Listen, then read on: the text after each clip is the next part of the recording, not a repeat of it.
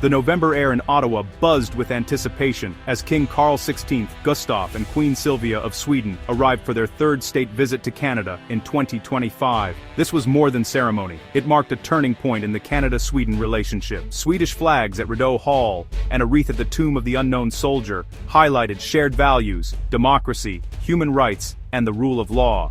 The royal couple's presence underscored a friendship now facing new global challenges. Accompanying them was a powerhouse delegation, Swedish ministers and business leaders, signaling a focus on trade, technology, and defense. Despite Governor General Mary Simon's illness, Chief Justice Wagner and Minister Anand ensured the visit's diplomatic weight was fully recognized. Both sides stressed the growing momentum in their partnership, with King Carl and Canadian officials highlighting shared values in public remarks. The state dinner at Rideau Hall fostered personal connections, building trust essential for navigating today's geopolitical complexities. This blend of ceremony and strategic dialogue set the tone for the visit. With Sweden's recent NATO entry in response to Russian aggression, the urgency for reliable partnerships was clear. The royal visit became a catalyst for discussions that would shape both nations' futures, from environmental policy to defense cooperation. At the heart of the visit was the announcement of a new strategic partnership between Canada and Sweden.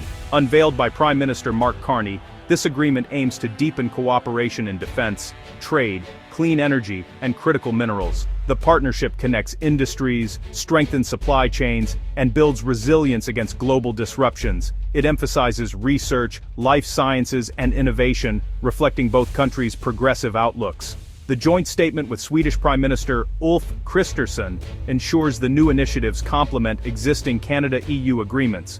Swedish Industry Minister Ebba Busch summed it up. "In difficult times, you choose your friends wisely. Sweden is choosing Canada." This partnership is a conscious decision by two northern democracies to face the future together. Sweden's accession to NATO in 2024, prompted by Russia's invasion of Ukraine, reshaped European security, and Canada's relationship with Sweden. Canada, the first NATO member to ratify Sweden's application, cemented a new level of defense cooperation.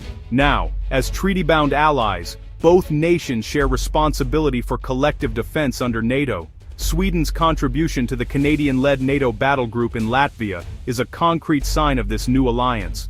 As Arctic nations, Canada and Sweden are focused on maintaining stability in the rapidly changing high north. Their partnership calls for joint Arctic security efforts, from situational awareness to scientific research.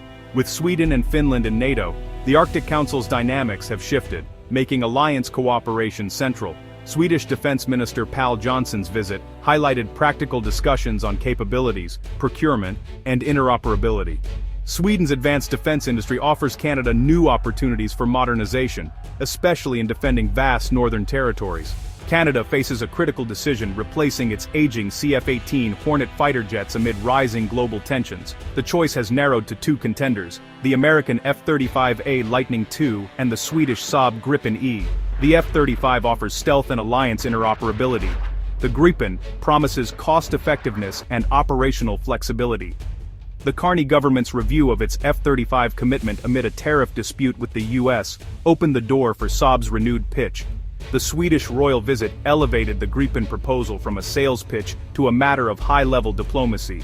Industry Minister Melanie Joly's push for domestic jobs makes Saab's offer, final assembly in Canada with Bombardier, especially attractive. Canada must now balance alliance priorities with economic and industrial benefits. Canada's fighter jet choice is a study in contrasts, the high-tech, stealthy F-35A versus the versatile, cost-effective Gripen E. The F-35's stealth and advanced sensors offer unmatched situational awareness and seamless NATO interoperability, but its high purchase and maintenance costs, plus limited domestic production, are major drawbacks. The Gripen, while not a true stealth fighter, boasts advanced electronic warfare, an AESA radar, and low operating costs. Designed for harsh northern conditions, the Gripen can operate from short, dispersed runways, ideal for Canada's vast Arctic. Saab's proposal includes final assembly in Canada and significant technology transfer, promising thousands of jobs. De author efter en sathortonsener is dauvertharter favor and Sive. Offers Premier Alliance integration. The Gripen offers operational flexibility and industrial benefits. The debate is about more than aircraft, it's about Canada's strategic direction. Each jet represents a different vision for Canada's defense and industrial future. The decision will shape the RCAF and the aerospace sector for decades. The Swedish delegation's pitch for the Gripen E was tailored for Canada's unique needs. The Gripen excels in cold weather reliability and rapid turnaround, crucial for Arctic patrols. Its ability to operate from short runways and even highways gives the RCF flexibility and resilience. This capability is vital for defending Canada's vast, remote territories. Financially, the Gripen's low acquisition and operating costs mean more jets and more training for the same budget. Saab's industrial partnership with Bombardier promises a Canadian assembly line, full technology transfer, and up to 10,000 high-tech jobs. This sovereign capability stands in stark contrast to the limited industrial benefits of the F-35 program.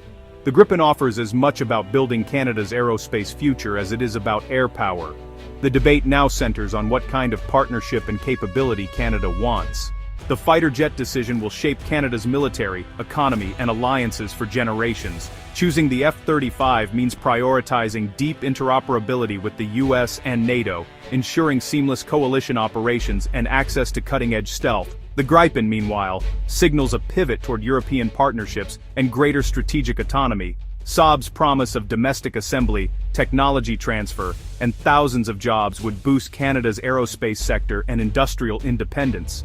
National security arguments are hotly debated. F-35 advocates stress stealth for high-threat environments. Gripen supporters highlight Arctic suitability and lower costs.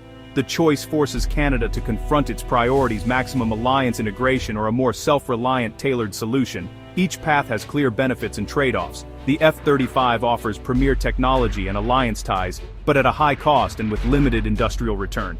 The Gripen offers affordability, flexibility, and a massive industrial boost, but less seamless integration in coalition combat.